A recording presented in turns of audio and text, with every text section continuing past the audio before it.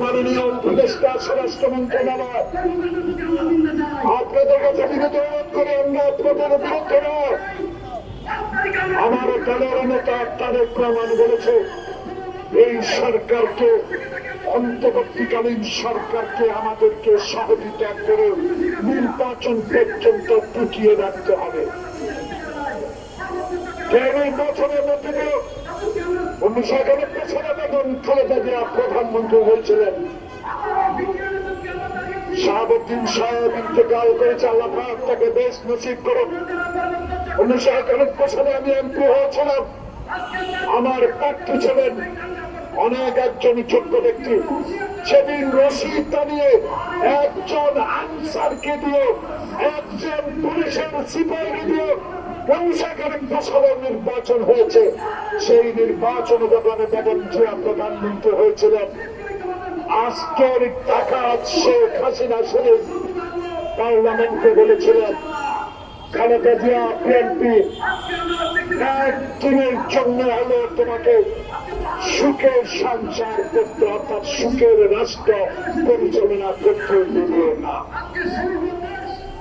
এসব কথা আমাদের মনে আছে। 1996 সালে 116 জন এমপি আমরা বিরোধিতা করেছিলাম। সেদিন বেগম খালেদা জিয়া পল্টনের সামনে রাজপথে আপনার অবৈধ প্রকারের বিরুদ্ধে যখন মিছিল নিয়ে বাইর হয়, মনে পড়ে সেদিন আমি হয়েছিলাম। সেদিন কি অপমান যুবলীগ করেছিল আপনাদের মনে পড়ে? সাংবাদিক বন্ধুগণ, আপনারা যখন বেগম জিয়ার সে আক্রমণের ফাঁকে উঠাতে গেলেন, সে নির্বাচনে আক্রমণ কারা করেছে সেটাই আমাদের মনে পড়ে। কি কারণে বেগম জিয়াকে যেই টাকা এখনো ব্যাংকে জমা, সেই টাকার কারণে 5 বছর জেল খেটতে হলো। শেখ হাসিনা, তোমাকে অক্ষরে অক্ষরে জবাব দিতে হবে। আমরা শহীদ জিয়ার সৈনিক, আমরা স্বাধীনতার সংগ্রাম যিনি ঘোষণা করেছেন তার সৈনিক। আমরা অহংকার করতে পারি আমরা মুক্তিযুদ্ধের সপক্ষের দল।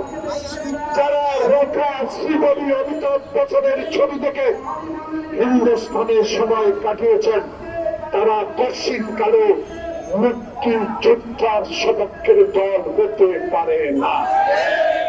কোন সেক্টরে যুদ্ধ করেছেন এরাদের কেন?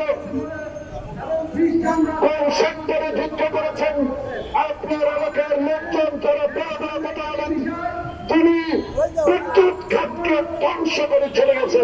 সেই কোন সেক্টরে যুদ্ধ করেছে আমি জানতে চাই। কিন্তু বাংলাদেশে বিএনপির অস্তিত্বকে বিলুপ্ত করার জন্য বাহিনী আহ্মদ, প্রকৃতি আহ্মদ আর জেনারেল মাসুদ উদ্দিন চৌধুরী, যারা আমার নেতা তারেক রহমানকে, শ্রেষ্ঠ মানুষকে রিমান্ড দিয়ে তার কুমার ভেঙে পড়েছে, তারা এখনো কেন আইনের আওতায় আনা হলো না? এটাই এখন প্রশ্ন থাকে মানুষের কাছে। তাই তত্ত্বাবধায়ক সরকার কারণ তাদের কাছে এখনো লেটেস্ট 47 রাইফেল আছে, তাদের কাছে অজস্র মানি আছে, টাকা আছে, তারা এখনো সংগঠিত হবার চেষ্টা করছে। বিএনপি চোখ কান খোলা রাখতে হবে।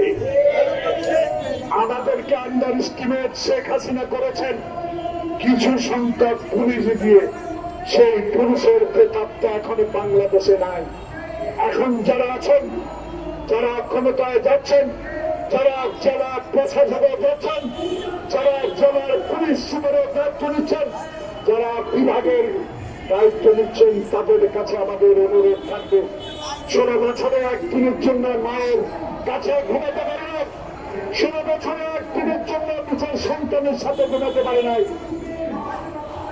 তাদের প্রতি অন্যায় করলে আইনের আওতা নেন, অন্যায় না করলে তাদেরকে যারা হয়রানি না করা হয়, এই অনুরোধটুকু আপনাদের কাছে রাখতে চাই।